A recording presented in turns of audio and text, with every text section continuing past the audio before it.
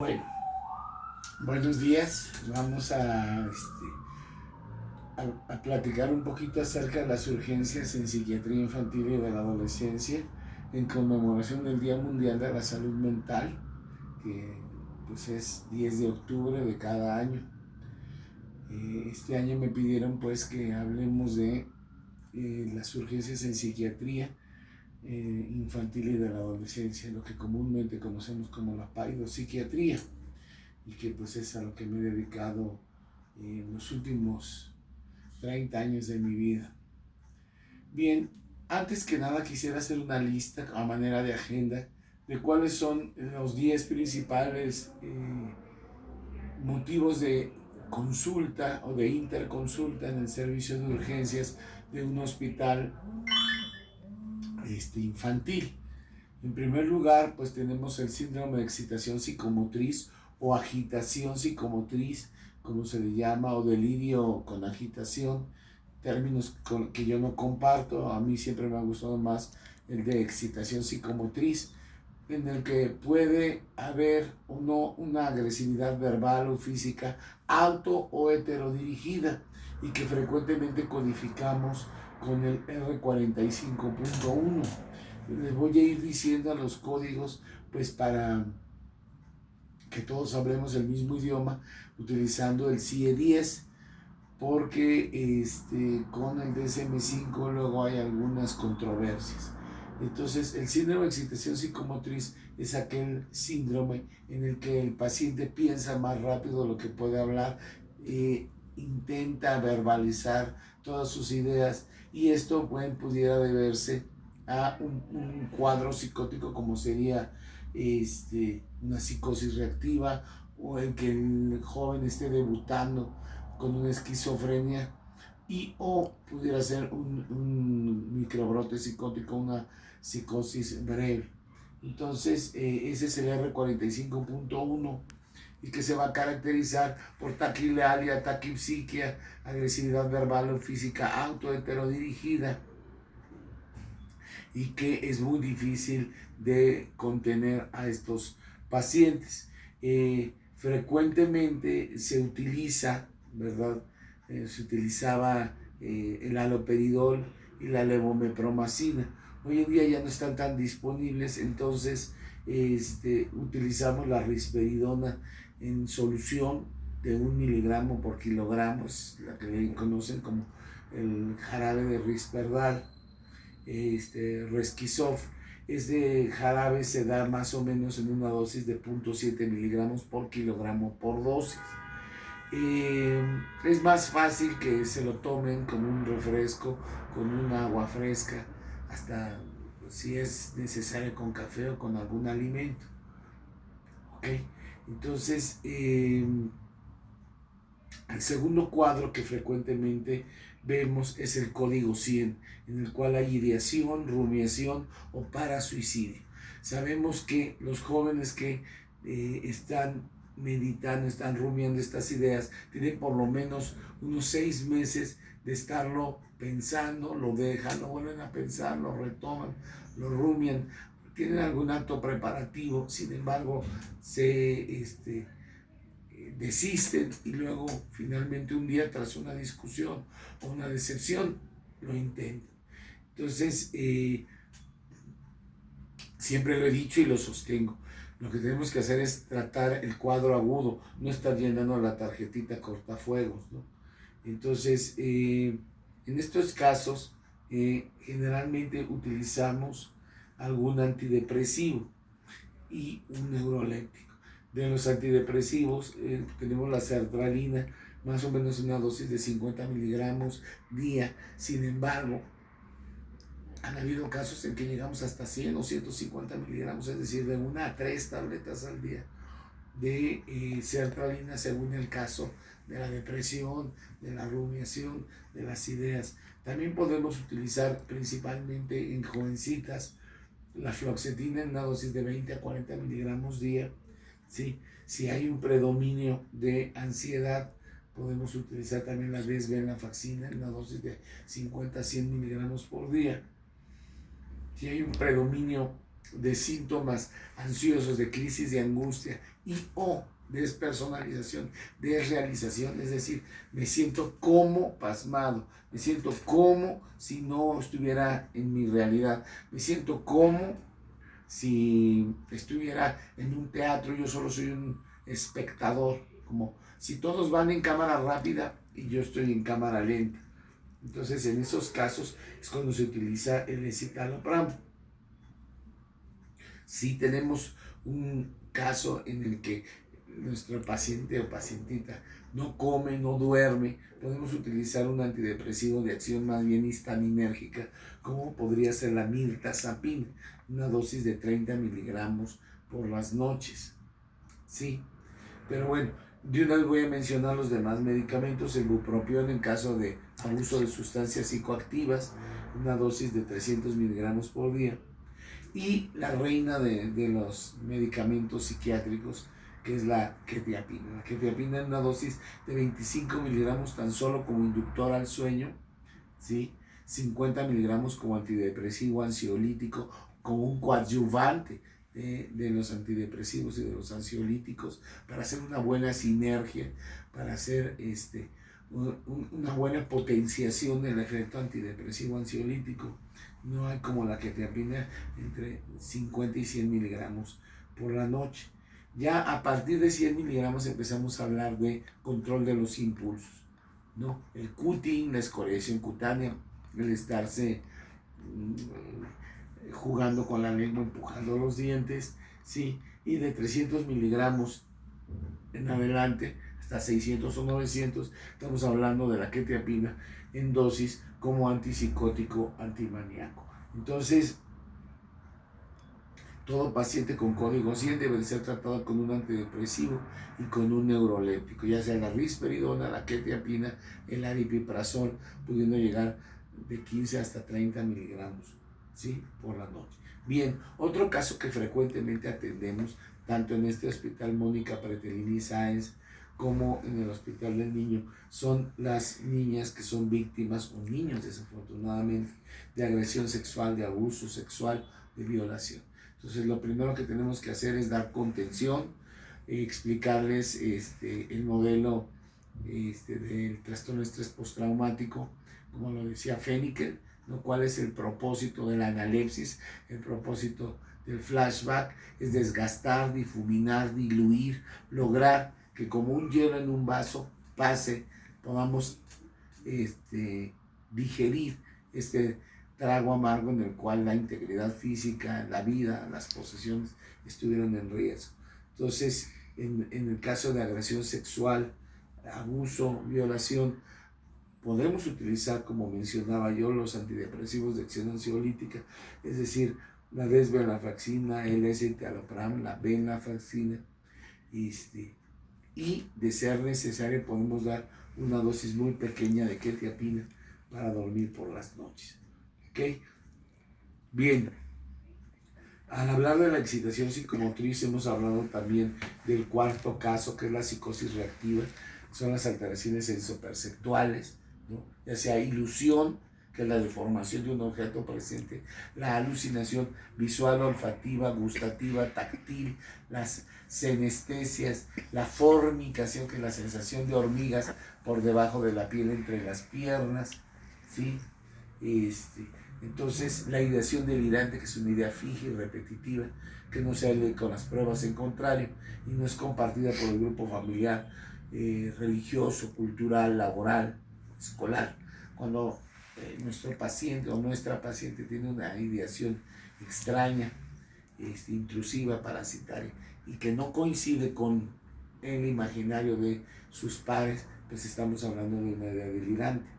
Y la manía en la que hay taquipsiquia, taquiplalia, donde el paciente habla por consonancia, empieza a hablar como si estuviera rimando, ¿sí?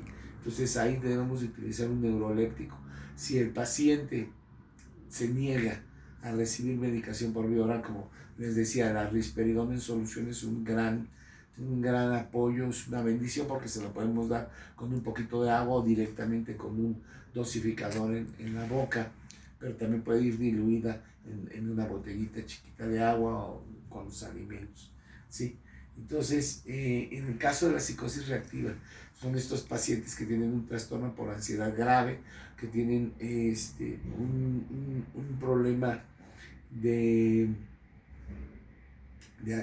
para suicidio, o un problema de una agresión sexual en el cual es tanto el impacto que desarrollan un brote psicótico caracterizado por ideación delirante, alteraciones sensoperceptuales y la excitación o el aplanamiento, ¿no? La ambitendencia, ¿sí? Ok. En el siguiente caso, bueno, pues hablamos de los trastornos de ansiedad con crisis de angustia, en los cuales vemos que se les pone a los pacientes a respirar en una bolsa de papel estraza para que inviertan la mezcla. ¿Por qué? Porque cuando una persona hiperventila, solo está metiendo oxígeno y le queda muy poquito dióxido de carbono. Esto le da una sensación de pérdida de potasio, de hipocalemia, puede haber contracturas, puede haber tinnitus.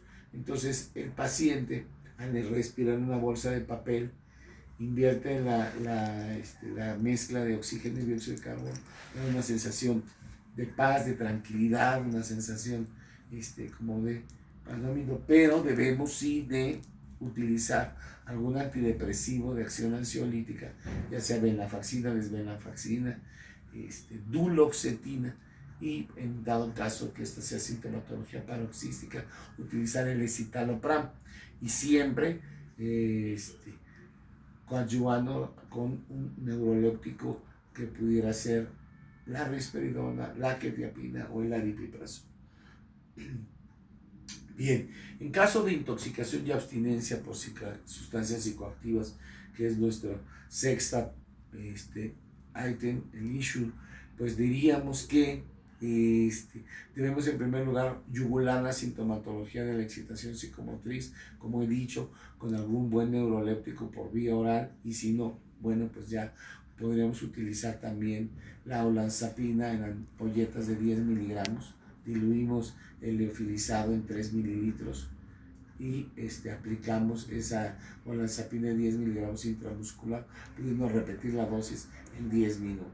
Esto es en casos de síndrome de abstinencia o intoxicación con alguna sustancia psicoactiva. Y una vez más hablamos pues de que el medicamento, el estándar de oro hoy en día para tratar los problemas de adicciones, pues es el bupropión. El bupropión, que en un principio se conocía como anfebutamona porque era muy buen estimulante hacia que los pacientes mejoraran, pero al ya darlo en una dosis de 300 miligramos por día, vemos que el bupropión bloquea los canales dopaminérgicos de dopa 2 para que el paciente deje de sentir esta habituación, esta tolerancia, esta necesidad de estar consumiendo.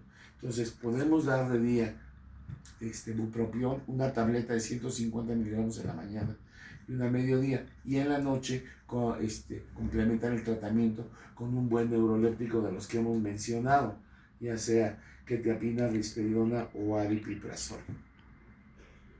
Bien, otro caso que frecuentemente vemos en urgencias en paidopsiquiatría son los trastornos somatomorfos. Como nosotros sabemos, los trastornos somatomorfos son 5. 4 de ellos se caracterizan por ansiedad y angustia, uno de ellos por indiferencia. Los trastornos somatomorfos a saber son hipocondriasis, somatización, dolor psicógeno, dismorfofobia. Esos todos tienen ansiedad, y el que tiene la indiferencia es el trastorno conversivo. ¿Por qué? Porque llegan a urgencias, pueden tener puerilismo, hablar como niños, tienen indiferencia a los estímulos dolorosos, por más que podamos tocar su esternón o la tibia y peroné, ellos parece ser que no localizan el dolor o son indiferentes al mismo. Entonces, en los trastornos somatomorfos parece ser que el cerebro ya está programado para crear una ganancia primaria, que es un síntoma pivote, y luego beneficiarse de la ganancia secundaria de todos estos síntomas. Como quiera que sea, lo que tenemos que hacer en el servicio de urgencias es estar ciertos de que se trata de un trastorno somatomorfo, y entonces procuraremos utilizar ahora sí los antidepresivos que había mencionado, los típicos, ya sea la sertralina, la fluoxetina. Si hubiera problemas de alimentación, problemas de sueño, utilizamos la mirtazapina. Pero si hay un problema de rumiación, de una ideación constante, utilizaríamos la fluvoxamina en dosis de 100 miligramos al día, por las noches. Bien, en el caso del trastorno por déficit de la atención con hiperactividad, nosotros sabemos que estos niños, estos jóvenes, tienen 3 síntomas pivotes, que es la impulsividad, la hiperactividad y la inatención. Conforme van pasando los años, ellos van introyectando las normas, las reglas.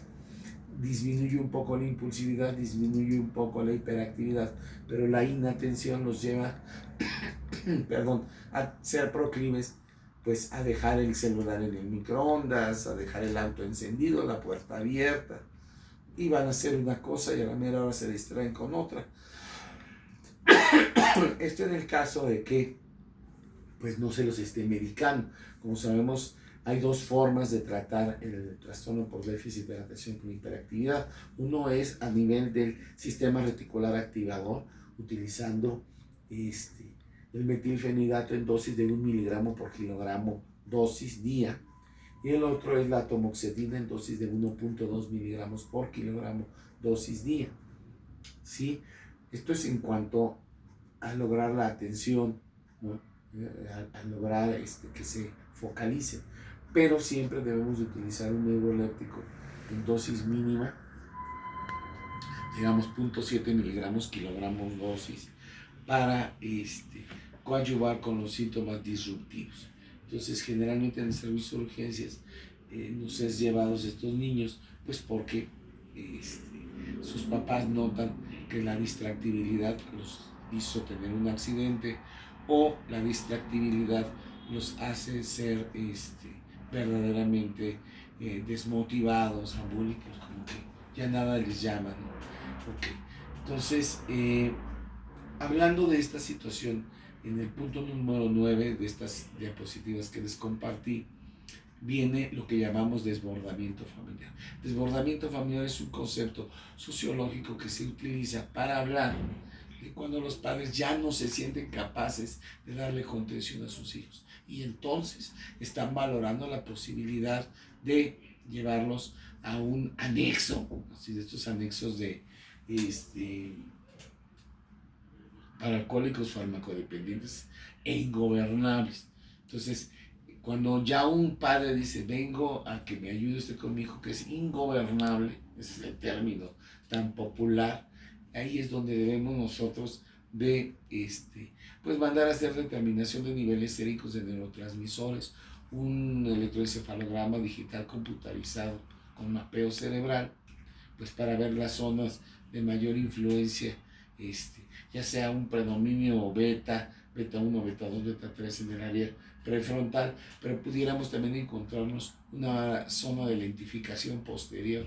Entonces, una vez que tenemos las evidencias, la medicina basada en evidencias, que es el mapeo cerebral y la determinación de niveles séricos de neurotransmisores, podemos comenzar a utilizar un estabilizador del afecto, como podría ser el valproato simrisódico, podría ser la oscarbazepina, ¿no? Yo en lo particular no soy muy afecto a la lamotrigina, pero hay algunos colegas que les gusta mucho la lamotrigina. Como quiera que sea, alguno de estos medicamentos anticomiciales que pudieran dar una estabilidad. Si la lesión es más bien generalizada, difuminada, diseminada a lo largo de toda la corteza, yo soy de la opinión de utilizar los carbazepina. Si está muy focalizada, muy centrada en el área temporo-occipital, temporal, mejor el valproato semisódico, ¿sí? Y bueno, los trastornos de la conducta alimentaria. Los trastornos de la conducta alimentaria, recordemos que hay una deformación de la imagen corporal, una mala identificación con el padre del mismo género, y que, pues como sabemos, las anorexias son restrictiva, purgativa y mixta, ¿no? Entonces debemos de actuar seriamente, utilizar un neuroléptico para sedar al paciente. Tenemos que utilizar un estabilizador de la corteza, porque en el área parietal, no frontoparietal, es donde encontramos una lesión importante. Y pues por supuesto, aquí la mirtazapina sería el estándar de oro, porque es un buen antidepresivo con una acción histaminérgica que va a dar apetito, va a dar sueño. Y además del neuroléptico y la mirtazapina, yo siempre sugiero la utilización de la citicolina, ¿no? La citicolina o la ciproheptadina más complejo B. La citicolina pues es el Sunun, la ciproheptadina con complejo B es la ciproalicina en jarabe, en dosis de 10 mililitros antes del desayuno y 10 mililitros antes de la comida.